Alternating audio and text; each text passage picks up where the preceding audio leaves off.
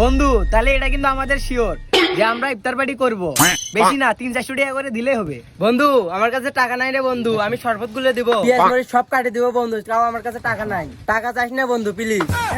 ওই সব কিছু কাটি দিবে, আল্লাহ কি আমাদের হাত পাও দেয় নাই, আমরা কাটতে পারবো না? এ জাঙ্গের সরপটারও যা কিছু লাগবে সব আমি করে দিব, আমার টেন্টে গাছ চাইস না। আরে না না, তোদের কথাই তো হবে না, টাকাও দেওয়ার লাগবে, কাজও করার লাগবে। তোরা কাজ করবো, তোরা টিকা দিয়ে নোস, এটা কথা হলো? আরে এতে কি 100 টাকার কারবার নাকি? নাহলে 1,500-2,000 টাকা লাগবে, আমি কি এত টাকা একাই দিব নাকি? টিকাও দেওয়ার লাগবে, কাজও করার লাগবে, থাকলে থাকো না থাকলে যাও না। তাহলে আমি টাকা দেবো, কাজটা কিছু করতে পারবো না। আমি ইফতারের 5 মিনিট আগে আসবো, খাওয়া দাওয়া চলে যাবো।